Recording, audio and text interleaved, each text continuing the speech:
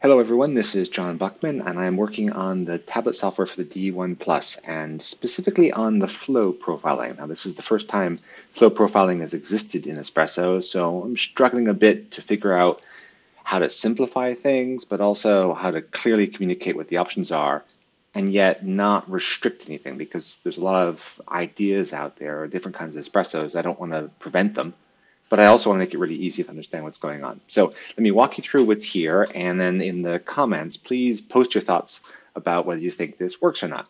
So this is a fairly simple pre-infusion shot. This is a fairly simple flow profiling shot, and the number of seconds of pre-infusion is here, and milliliters per second. And with pre-infusion for our espressos, we always talk about milliliters per second, the speed of the water flow.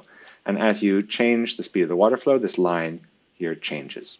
Now 4 is a fairly common speed. And I'll explain a little bit why there's a less than and greater than symbol. And the reason is that if you set this, for example, to say 2 bar or 1.5 bar, let's do that, then what's going to actually happen is it won't run for 10 seconds. That's why it's less than 10 seconds, because pre-infusion will fill the coffee puck up and you'll hit 1.5 bar and it'll move on to the next step. And in fact, that's how I think you should usually use pre-infusion, is not actually use the time because you have to get it just right. Instead, just let pre-infusion run until the puck is full of water. There's two ways you can use pre-infusion. First is to fill the puck up so it's saturated. The other is to build pressure up in a gentle way.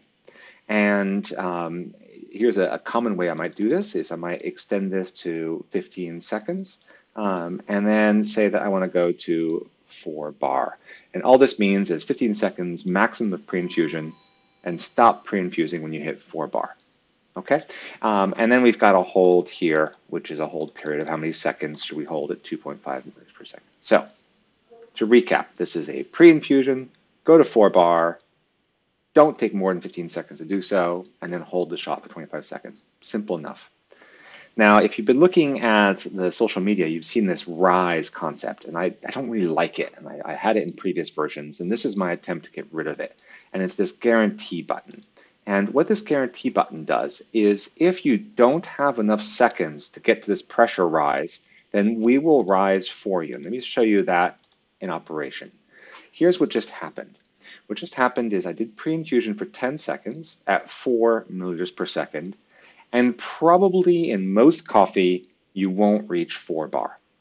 So that means that after 10 seconds, the D1 Plus is going to just do a quick burst at 6 milliliters per second to get to that 4 bar, and then it's going to transition to the next step, which is the 2.5 milliliters per second.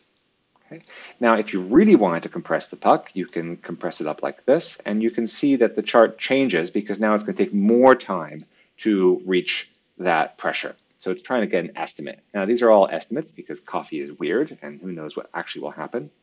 But then if you drop below here, and you're going to see what's going to happen, that guarantee line goes away. And the reason is that you're probably in 10 seconds at this flow rate going to hit 2.8 bar.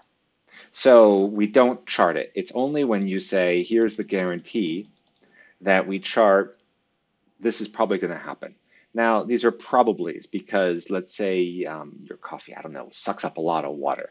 You might not reach the bar pressure when this says so. So this is me trying to show what will probably happen with your coffee. And I don't know if that's going to confuse some people or not. But it's my best guess of how many seconds of pre-infusion at a certain flow rate. So I'll give you another example. If I slow this down here, you're going to see that the flow rate is going down and the amount of time that we'll need to get to 4 bar has also increased, which makes sense because you put less water in the puck. So put more water in the puck and it goes down. And if you put a lot of water in the puck, boom, you hit 4 bar without needing that little guarantee to kick in. So, and then go back here. If I turn the guarantee off, then pre-infusion will exit at 4 bar, but it won't necessarily have reached 4 bar. It might just do 10 seconds and it'll just exit. So that's a lot of information to process. Does that make sense? Have I babbled too much? What do you think? Let me know.